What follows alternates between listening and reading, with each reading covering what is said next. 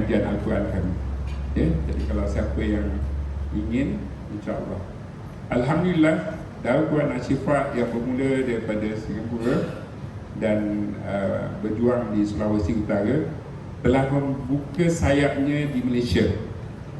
Dan persatuan kami dinamakan Persatuan Kebajikan Perubatan Ruqyah Johor Bahru. Alhamdulillah, society dah diluluskan, bank account dah diluluskan. InsyaAllah nanti saya akan siarkan nombor bank account kami. Siapa yang berhajat, insyaAllah bolehlah menginfakkan kepada kami. Tetapi yang paling penting sekali dalam kami merayu merintih untuk dapatkan dana, yang paling penting adalah apa yang kita cedok daripada Al-Quran Al-Karim itu. Dan Alhamdulillah tadi pagi pembukaan kertas kerja yang disampaikan oleh Datuk Haji Nakai amat merangsangkan asas sekali, dan itulah yang menjadi punjang kekuatan kami untuk terus berjuang. Perempuan rasa macam tak ada benda lah perkara ni, tapi kami go to the ground, nak sampai ke tempat gempa bumi daripada Jakarta tu sendiri maka masih 5 jam. 5 jam ni, by the time kita sampai pun dah petang, dah lepas waktu asar mereka. Daripada Jakarta nak pergi ke Jawa Tengah memakan masa 8 jam. Kita dah sampai dekat-dekat market pun untuk memberikan sedekah kepada anak yatim. Jadi atas satu pengorbanan tenaga juga kami keluarkan untuk mengalihkan amal jarah yang perempuan lakukan. Jadi apa yang perempuan lakukan dari segi ekonomi ni adalah bila perempuan yang berkecimpung dalam bidang dunia ekonomi ni menyalurkan kepada kami, kami cukup 8 asnaf. Kerana kami berada di Indonesia, banyak sangat orang miskin, dan kami juga ada 2 madrasah di Kemboja, banyak sangat fakir miskin dan juga anak yatim.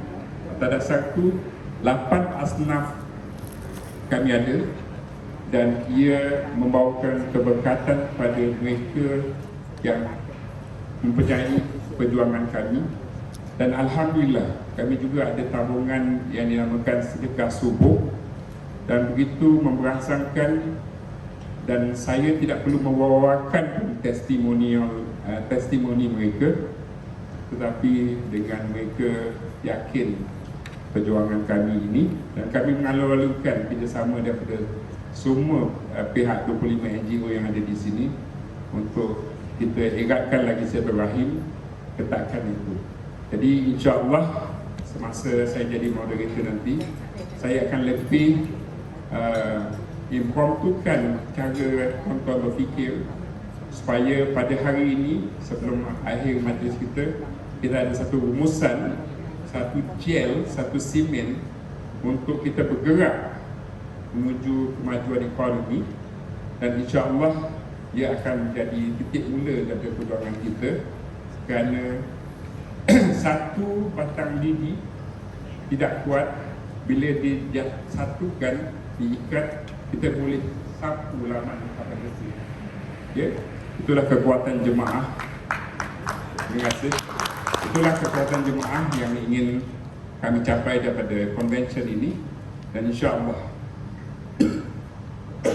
peluang itu dah diberikan pada kami. InsyaAllah kita akan mulakan journey tersebut. Jadi mungkin moderator yang kedua pula, insyaAllah saya serahkan semula kepada pengacara majlis.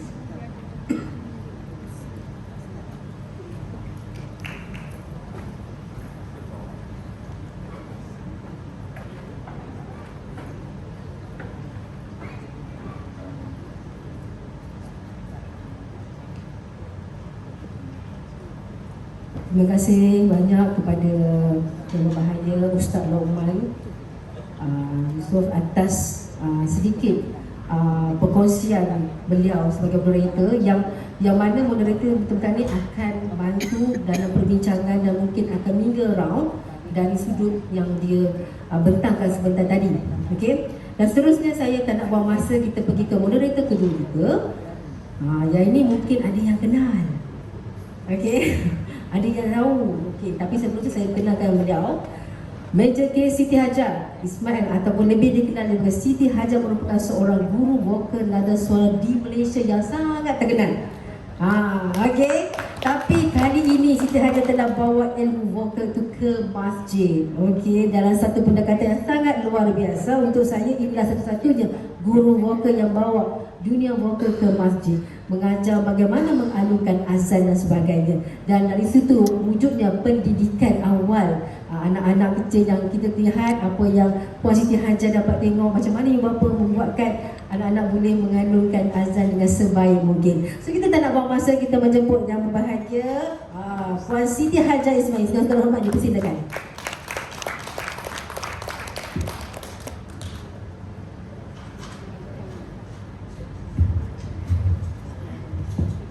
Terima kasih adinda yang disayangi, kuning seperti diraja. Bismillahirrahmanirrahim. Assalamualaikum warahmatullahi wabarakatuh. Alhamdulillahirrabbilalamin. Wassalatu wassalamu ala ashrafil anbiya wal mursalin wa ala alihi wa sahbihi ajma'in. Subhanallah, Masya Allah. Syukran dapat bertemu sahabat-sahabat dunia akhirat ni. Alhamdulillah. Apa yang saya nak cerita kat sini ya, sedikit pengenalan tentang diri saya. Saya selalu teringat bila saya nak cerita pasal diri saya selalu kata, ini nak cerita pasal dunia je ni, takut mati nanti Allah tak kenal kita. Kat dunia orang sebutlah Cikgu Siti Hajar lah, meja kehormat lah, segalanya disebut. Tapi saya tak peduli dengan perkara-perkara tersebut, asalkan kita hidup dalam komuniti yang menghormati satu sama lain. Mereka nak panggil saya makcik ke, nak panggil saya kakak ke, nak panggil saya apa pun boleh, tak ada masalah. Tak ada peduli sangat tentang title-title yang dianugerahkan pun tak ada masalah. Okey. Alhamdulillah saya dah berkecimpung dalam kerjaya saya. Nak cakap tu rasa kadang-kadang terasa macam nak cerita ni nak besar diri ke apa kan. Tapi untuk pengetahuan, saya berkecimpung dalam bidang vokal. Saya sangat meminati seni muzik, seni persembahan. Jadi pertama sekali bersyukur kehadrat Allah kerana ibu bapa saya sangat menggalakkan saya untuk mendalami ilmu Allah. Apa kata-kata arwah mak bapak saya ialah belajarlah kerana seni itu pun ilmu Allah. Dan Allah sukakan perkara yang seni. Itu kata-kata ibu bapa saya. Syaratnya, bila timbul syarat tu, jangan jadi penyanyi. Pertama. Yang kedua, jangan tinggal solat. Jadi dua-dua tu, dan selalu di nasihat, dibagi semangat dengan kata-kata, ingat anak, seni dijunjung, agama disanjung. Selalu mak bapak saya cakap macam tu. Naik ke pentas menyanyi, jangan lupa naik ke pentas mengaji. Selalu dibagi adil. Jadi saya ni bila nak ambil hati mak kan, dah nyanyinya ibu nyanyi kat atas pentas kan, nanti bulan depan masuk sini pula Bismillahirrahmanirrahim. Jadi supaya mak ayah saya rasa gembira, perkara-perkara itu saya buat, bernasyid lah, macam-macam saya buat. Sehinggalah realisasi saya belajar muzik, saya mengambil bidang vokal. Dalam bidang vokal ni saya jumpa betapa halusnya ciptaan Allah. Subhanallah. Saya tak nak cakap, Masya Allah. Pertama tuan-tuan, puan-puan semua hadirin, suara ini satu anugerah. Itu yang saya kata kenapa dalam bidang pendidikan, saya dulu-dulu masa muda selalu bergaduh lah dengan orang. Bila cerita pasal saya je masuk dalam hiburan, media. Masuk dalam hiburan. Satu hari saya pergi convention media ni, saya angkat tangan, saya kata boleh tak kalau cerita tentang saya masuk dalam pendidikan, jangan masuk dalam hiburan. Kerana bila kata hiburan, orang tak akan peduli. Dia jadi sambil lewat. Jadi dia kata, tapi awak buat bidang muzik. Ya, bidang muzik tak semestinya hiburan. Dia satu pendidikan untuk orang faham muzik macam mana nak nilai. Okey. Itu pergaduhan awal dulu, perjuangan masa zaman, kalau saya cerita tu, Zaman kain tak cukup kalau dipakai. Kain tak cukup. Kain tak cukup, Masya Allah, subhanallah. Okey, jadi apabila saya melalui pengajaran lah, saya mengajar vokal dan mak ayah masih ada lagi selalu nasihat mengajar, selalu bersemangat macam ni. Saya nak martabatkan seni, selalu sebab perjuangan saya seni. Saya nak memartabatkan seni. Tapi nasihat mak bapak saya lagi ialah martabatkan diri kamu dulu, baru seni itu akan ikut naik martabatnya. Kalau kamu tak ubah diri, apa yang kamu bawa semua tak akan berubah. Itu nasihat daripada arwah mak bapak saya. Jadi saya mencari lagi, nak ubah apa? Nak ubah apa Nak ubah kita, dan kita tak boleh kata, saya tak boleh kata tapi sebenarnya saya kata, saya bersyukur kerana percaturan Allah itu maha hebat untuk kita. Anak-anak murid saya di kalangan penyanyi nasyid, di antaranya Raihan, di antaranya Rabbani, Ustaz Asri, arwah Ustaz Asri itu anak murid saya. Masya Allah, orang yang saya hormati kan. Jadi anak murid saya setiap kali nak melangkah pergi buat kelas azan, setiap kali itu dia telefon saya. Cikgu, saya minta halalkan ilmu ya, saya nak bawa ilmu cikgu untuk ajar azan. Allahu Akbar. Cikgunya kalau ditunjukkan sekarang pun malu kat diri sendiri. Saya boleh masuk kelas tu dengan kain tak cukup tadi tu mengajar anak-anak murid saya. Tapi bila saya muhasabah diri balik, Masya Allah kan, itu yang buat proses berubah. Namun ketika perubahan itu berlaku, dari kalangan orang-orang seni melihat perubahan saya itu sesuatu benda yang menakjubkan lah pada mereka. Wah, jadi macam ni. Tapi saya tak rasa apa-apa kerana saya ada satu pemikiran, nak mengubah luaran ni mudah. Nak mengubah luaran penampilan ni mudah. Beli je kain, buat tudung labuh, that's it. Betul. Semuanya berlaku secara luaran. Semua boleh. Senyum, senyumnya plastik. Tapi kita nak senyumlah dari hati. Saya suka. Saya kalau buat cakap-cakap macam ni, saya suka kongsi dengan sikitlah lagu-lagu kan. Barulah seronok adalah sikit. Tapi lagu ni bukan sekadar halwa telinga, tapi juga memberi satu motivasi. Senyum seindah surya yang membawa cahaya, senyumlah dari hati, duniamu berseri. Satu lagi. Senyum umpama titian dalam kehidupan. Kau tersenyum, ku tersenyum, kemesraan menuntuk. Itu dia, lagu senyum.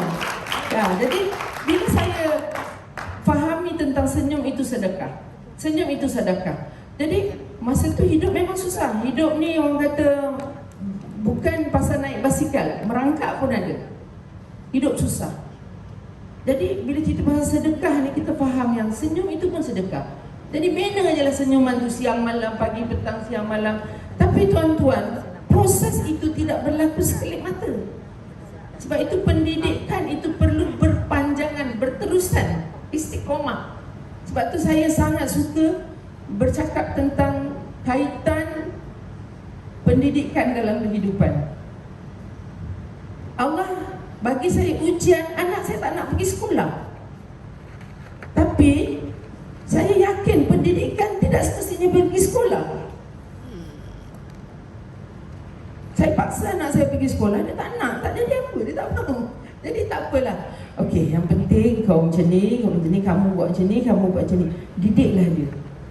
Didik sebab pendidikan itu tidak mesti pergi ke sekolah. Bukan saya nak boikot sekolah, tidak. Tapi banyak, dan dengan apa yang Allah telah beri pada saya, kemahiran saya itu, saya dapat duduk di banyak kerusi. Kerusi dalam Kementerian Pendidikan, kerusi dalam kementerian macam-macam lah. Jadi cerita pasal Kementerian Pendidikan saja. Saya duduk di persidangan Kementerian Pendidikan tentang membina kurikulum sekolah, pembinaan sekolah seni. Saya seorang panel. yang memberi idea, pandangan, segala benda kan. Tapi saya kata semua orang kena pergi belajar juga. Semua orang kena pergi belajar. Even nak membangunkan, masa tu dipanggil HOT, High Level of Thinking. Masa tu saya pun berada bersama dalam panel tu. Tapi saya bawa nama Cikgu Siti Hajar, aktivis seni. Duduk bersama profesor yang mempunyai PhD, doktorate segala benda, dari Perancis, dari inilah yang kelulusan Jerman lah, Australia lah, universiti mana-mana negara. Saya memang tak suka cerita pasal diri saya banyak-banyak melalui apa yang saya dapat. Saya suka cerita konsep apa yang pengalaman yang saya lalui dalam kehidupan untuk mendidik orang lain, untuk kongsikan tentang pengalaman itu untuk menjadikan orang berfikir. Saya tak saya pun doktor, saya pun ini, saya tak. Saya tengok, perhati. Ramai, minta maaf ya, kita kalau dalam konvensyen ni kita macam kena nak mengatur orang, tapi ini satu pemikiran. Ramai yang saya tengok bekerja hanya kerana bekerja, bukan kerja kerana yang atas tu. Sebab itu, kita kena buat perubahan ni, kita kena begini, kita kena buat macam ni, bos suruh macam ni, bos suruh macam ni. Itu saya kan, bila saya bercakap, pandang saya, jangan kau pandang aku sebelah mata, hanya kerana saya orang seni. Okey, jadi saya kata macam ni, perlu ke kita ikut benda ni macam tu? Kerana kita hidup berpandukan agama kita Islam. Jadi cara kita boleh buat benda ni begini, tetapi mesti ada kaitan dengan Islam. Tapi siapa nak dengar cakap kita rambut pun vogue kan? Siapa nak dengar kita cakap pasal itu, ya? Tapi di situ saya belajar banyaklah. Jadi hari ini saya tengok benda tu direalisasikanlah di sekolah. Kemahiran hidup ataupun dipanggil berfikir aras tinggi, hebat ke apa, kemahiran berfikir aras tinggi. Tapi mereka tak ajar anak murid berfikir. Mereka bahagi benda tu, disuruh buat benda tu macam tu. Jadi saya kata sekarang, baru ni saya duduk lagi dalam kurikulum. So saya cakap, sistem pendidikan kita sekarang sedang melatih anak-anak kita jadi robot. Bukannya nak latih anak kita boleh berfikir, creative thinking, critical thinking. Tak boleh. Itu perjuangan yang saya. Tapi bila saya bercakap di tempat itu, di tempat yang betul saya bercakap, tak ada orang peduli. Sebab tak ada Siti Hajar Ismail, doktor, PhD dari ini, tak ada itu. Itu juga orang pandang. Tidak memandang satu perkara yang lain. Saya tak apa. Saya muhasabah diri, saya mengatakan perjuangan tidak akan mudah. Kerana saya mengambil pengalaman dari cerita yang kita baca daripada sirah-sirah perjuangan Rasulullah sallallahu alaihi wasallam yang tak boleh dalam satu hari boleh nak ubah orang. Jadi saya semakin kuat, saya makin kuat. Jadi saya dah mengambil keputusan untuk membuat kerja secara gratis katanya untuk mana-mana pihak. Saya tidak pernah lagi meletakkan sebarang harga kepada kemahiran yang saya ada, kerana kalau kita melihat pulangan duit yang kita cari, itu hak Allah nak bagi. Tapi rezeki Allah turunkan bukan dengan hanya semata-mata dengan duit. Jadi saya lebih, mungkin saya boleh kata, saya dapat berjalan, saya dapat bercakap, saya dapat pelihara suara saya dengan baik, pelihara minda saya dengan baik, emosi saya dengan baik. Itu dah cukup baik untuk saya. Itu di antaranya. Jadi apakah peranan kita dalam nak merevolusikan minda ni? Kita yang datang sini ni semua orang yang faham. Tapi suara kita ni boleh didengar atau tidak? Saya banyak Puan Rabiah tanya, ada tak siapa-siapa nak datang ni? Saya banyak dah kongsikan kita punya ni iklan ni pada banyak orang. Di situ saya baca berapa ramai orang yang nak faham tentang revolusi minda ni. Letak pula Quran ni kat depan tu, ramailah orang yang macam seram kot. Okey. Dan saya suka, saya memang buat revolusi minda ni, tapi memang saya tak letak Quran itu, walaupun dalam pengisian saya penuh dengan perkara-perkara dalam Al-Quran. Sebab kita yakin manual hidup kita adalah Al-Quran dan Sunnah. Itu dah kita pegang dah. Dan perjuangan kita bukan hanya kepada orang Melayu, kerana Islam itu bukan semestinya Melayu, kepada semua bangsa. Dan Allah turunkan Al-Quran kepada semua manusia, bukannya hanya untuk orang Islam. Jadi saja-sajalah kalau naik LRT tu macam baca-baca Quran tu, bukan nak menunjuk, bagi dia orang tahu yang baca Al-Quran selalu orang dapat hidayah dengan mendengar bacaan alunan Al-Quran. Kan? Bagaimana alunan yang indah itu? Adakah mesti bertaranum mujawad dari Koror sampai ke Jawa-Bujawab? Tak perlu. Lama-lama saya duduk dalam vokal, saya lebih mengenali tentang buatlah kerana Allah. Buatlah kerana Allah. Dan bersungguh-sungguh. Bersungguh-sungguh. Kalau saya salah, Ustaz minta saya mencari tentang perkataan khusyuk. Khusyuk. Sebab kita nak, umur saya dah dekat 60, tapi solat tak dapat nak khusyuk. Jadi saya cakap, apa khusyuk ni? Akhirnya saya terjumpa, bertanya kawan, tengok dalam bacaan. Khusyuk tu ialah membuat sesuatu dengan bersungguh-sungguh. Bukannya khusyuk tu sekadar fokus saja.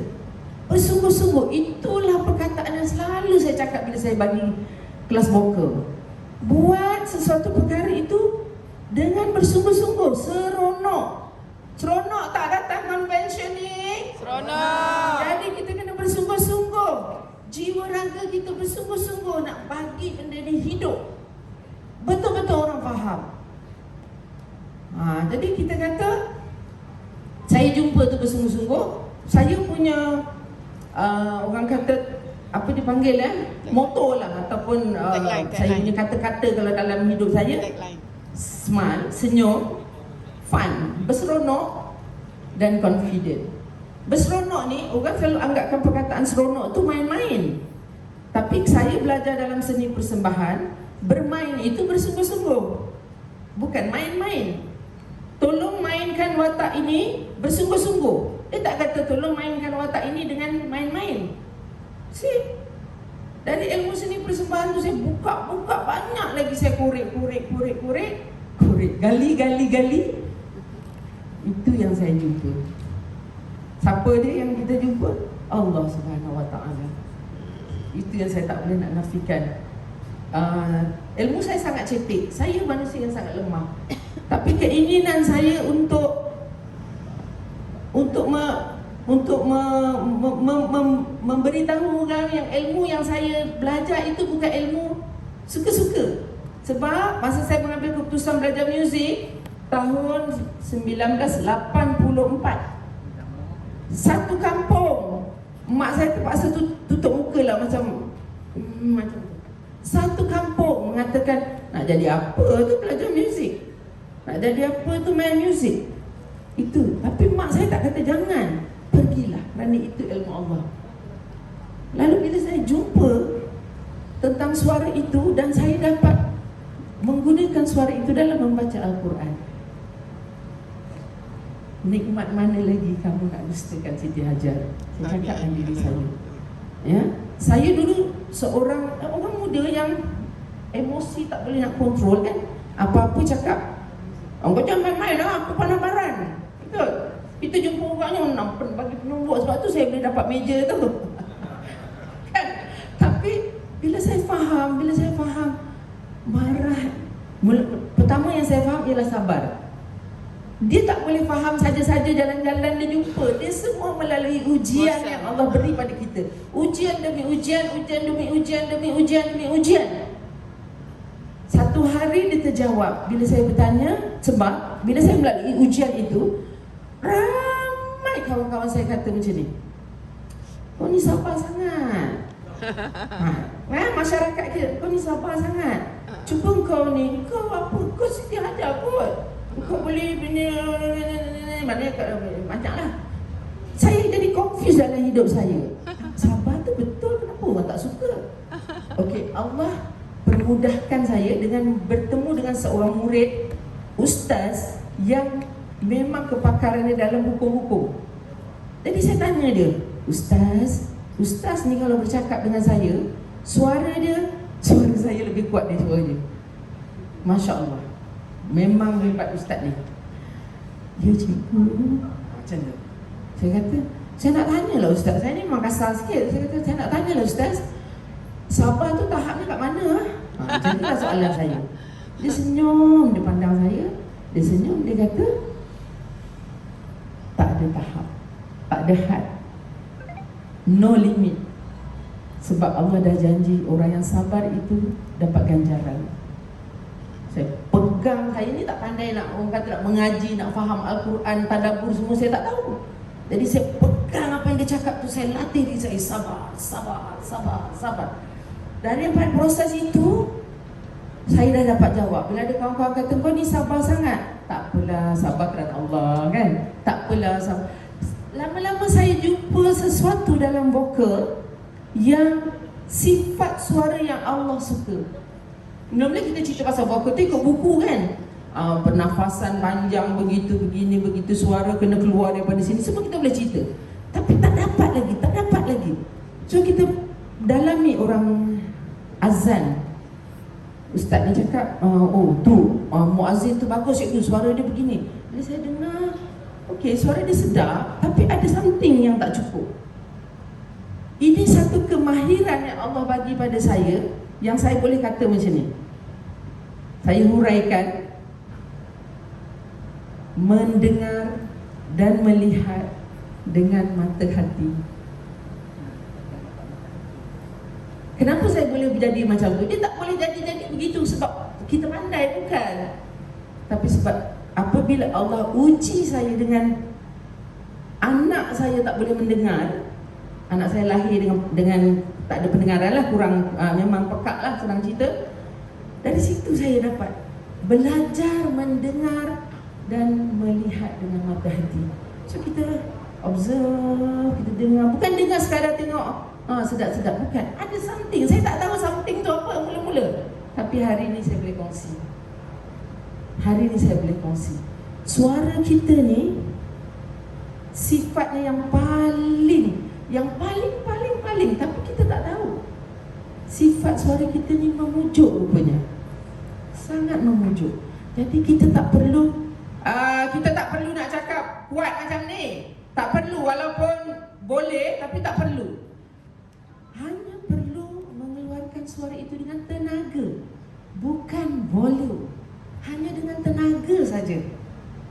Jangan guna volume, tak payah guna volume. Dan saya belajar untuk marah orang, tak payah dengan amarah, hanya dengan tenaga saja. Saya praktikkan sampai hari ini dan memang berhasil. Bukan saya nak cakap benda tu nak tengok saya, Siti Hajar hebat, na'udzubillah, saya tak pernah fikir macam tu. Tapi proses tu yang saya lakukan. Sebab dulu saya ni ustaz, pandang-pandang anak murid dia buka kasut baling aja, saya jadi macam tu. Ada botol air saya baling aja. Sebab tu orang kata saya cikgu Siti Hajar garang. Tapi saya selalu kata saya garang sebab saya sayang kamu. Saya selalu kaitkan perbuatan saya itu dengan kasih sayang. Rupanya itu benda-benda yang saya jumpa bila saya makin berusia, makin matang. Sebab hari-hari kita baca kalimah Bismillahirrahmanirrahim. Hari-hari kalimah tu kita baca. Buat apa kita baca? Tapi sebab kalimah tu dah biasa, tu yang kita baca Bismillahirrahmanirrahim. Dalam vokal saya tak benarkan orang baca Bismillah macam Bismillahirrahmanirrahim. Macam nak tak nak aja. Kalimah itu adalah kalimah memuji Allah. Pujilah Allah dengan bersungguh-sungguh. Bismillahirrahmanirrahim. Kalau boleh merayu Bismillahirrahmanirrahim pun tak apa. Sebab kita merayu pada Allah, memuji dia. Ya Allah yang maha pengasih lagi maha penyayang. Merayulah dengan dia, pujuklah dia, supaya dia tengok, supaya walaupun sebenarnya kita menyorok di mana pun Allah nampak. Tapi saya suka dengan imajinasi seni persembahan saya suka ada buat apa? Ramai orang kat muka bumi ni. Macam mana nak bagi Allah nampak muka kita ni? Dengan suara. Ingat tak cerita Bilal? Cerita Bilal azan. Bila Bilal tak azan, Allah perintahkan malaikat dari arasy yang tertinggi turun, bertanya, tak ada orang azan ke hari ini? Bilal masa tu tak sihat. Bayangkan macam mana suara Bilal tu. Saya tak bayangkan suara dia kuat, tapi saya tahu dia keluarkan suara daripada hati dia. Mungkin Allah,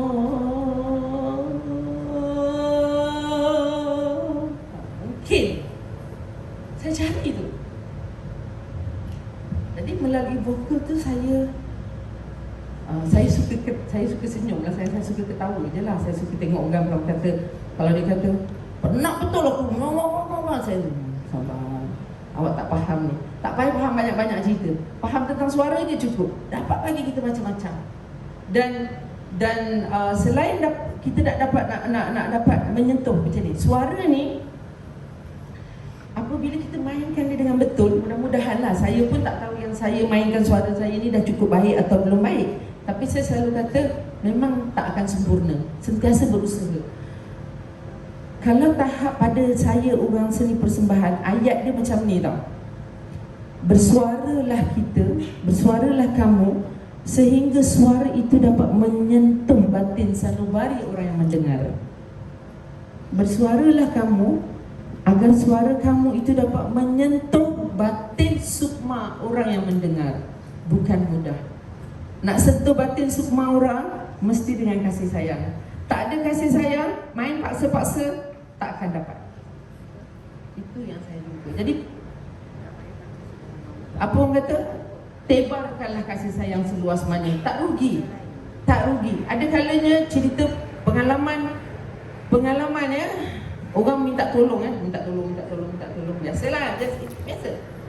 Tak tolong. Ada kalanya kawan akan cakap, dah lah tu, kau tolong berapa kali, tapi dia asyik tipu, dia menggunakan. Akhirnya, kalau kita fikir memang kita marah kan? Orang muda ada kudrat, tapi cikgu saya ni macam tu lah. Saya jumpa ramai dah macam tu. Bila saya kata, pergilah buat kerja, jadi dispatch ke, grab ke, hari ni kerja semua boleh. Tapi begitu, banyak sangat alasan. Yang terbaru saya, baru ni terjumpa macam tu. Tak boleh itu, tak boleh. Saya kata, ya Allah, ya Tuhan aku. Sebenarnya saya tak marah dengan dia, tapi saya fikir, apa yang Allah nak bagi saya berfikir ni tentang situasi itu. Saya tolong dia, sebab dia kata begitu, saya tolong. Saya tolong, minta tolong lagi, tak boleh jadi ni. Ada sebab. Mungkin Allah suruh saya bersuara lah untuk bercakap sesuatu. Tak boleh tolong saja. Jadi itu proses-proses. Rasa nak marah tu memang datang. Tapi saya kata begini, wahai anak anda. Mula-mula saya kata, ya awak saya. Tapi akhirnya, wahai anak anda, betul ke tindakan kamu ni? Dengan suara lah, voice note. Betul ke tindakan kamu ni? Kamu tak rasa malu ke meminta-minta pada orang tua macam saya? Tak apalah cikgu, tak ada 50, 30 pun okey je. Kamu tak tu. Pada saya, kalau nak pinjam RM30 tu, itu memang tahap yang melampau. Kalau dia perlu untuk perubatan 500, 2,000, itu saya percaya dia nak pinjam, mungkin duit tu susah nak dapat. RM30. Sampai tahap last kan dia kata dengan saya, 20 pun tak apa. Apa tu sebenarnya? Apa yang Allah nak tunjuk kat saya tu?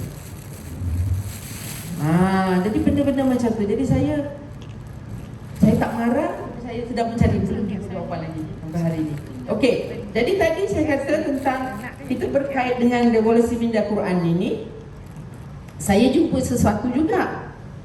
Ya, kalau saya tanya akal tu di mana? Kita selalu bertindak bukan hanya guna minda, tapi gunakan akal. Agak-agak akal tu di mana? Okey, hebat. Saya bukan pandai. Nauzubillah, saya bukan pandai.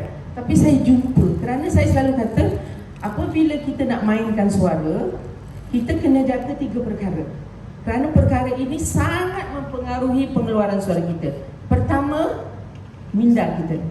Kedua, emosi kita. Ketiga, fizikal kita. Kalau kita demam, kita sakit fizikal, kita lemah, sakit apa semua, nak bersuara pun tak ada mood. Jadi kena jaga minda, jaga emosi, itu paling kuat lah. Jadi bila minda dengan emosi ni, kadang-kadang kita pun tak boleh nak beza. Tindakan-tindakan kita dipengaruhi oleh emosi. Tapi minda kita bekerja dia, mengawal emosi, tapi tak boleh kawal. Dia lagi menjadi-jadi. Macam datang lagi, jangan sabar, marah aja. Kat minda sini. Rupanya dalam pada saya mencari benda-benda tu, ada orang share dengan saya.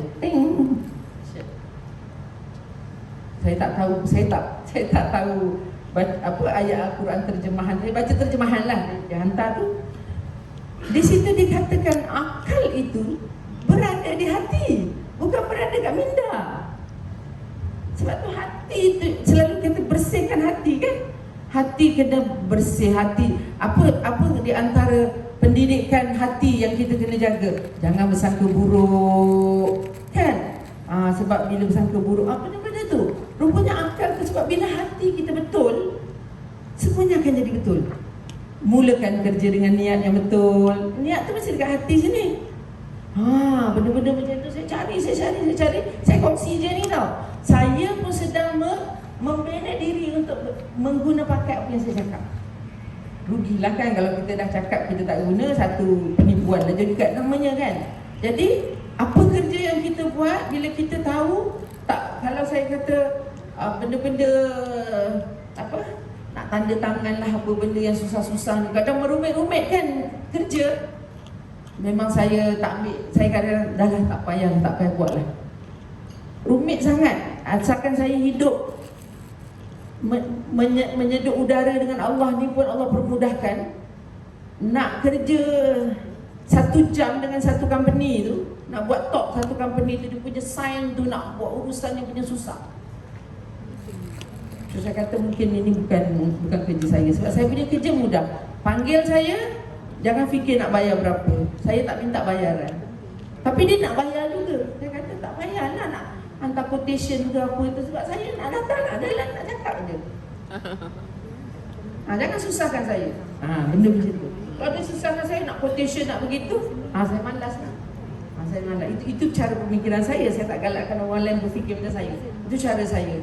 Jadi, tapi bersyukur dengan sampai hari ini syarikat saya berjalan dengan baik.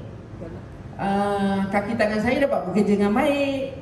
Tapi dia orang pun heran, macam mana cara cikgu fikir hantar quotation, tak ada. Bayangkan nak dapat satu tender tu, quotation berulang-ulang kali nak kena hantar. Kadang-kadang kena buat quotation, apa dipanggil? Dummy quotation. Untuk nak lawan balik quotation kita tu. Apa tu? Saya tanya balik, dia dah tak jujur dah. Kerja dah tak jujur dah. Kamu nak cari, dah tak boleh pakai. Sebuah harga yang paling murah kan tak boleh pakai. Kamu tahu resume. Kalau kita nak panggil satu syarikat buat kerja dengan kita kena baca syarikat tu punya resume semua kan. Supaya dapat, syarikat ni memang kukuh 20 tahun dah dia buat begini-begini, patutlah harga dia begini. Itu saja. So saya ambil keputusan, awak nak panggil saya, ya cikgu, kita nak panggil cikgu, boleh hantar quotation. Kalau saya hantar quotation kan korang tak jadi nak ambil.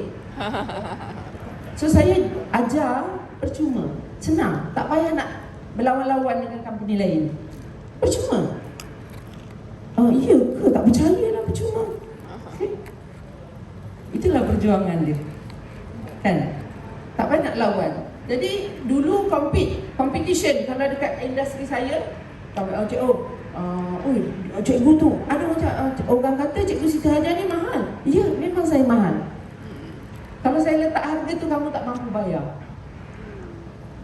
Kalau saya letak harga tu atas nama dunia tu, kamu tak akan mampu bayar.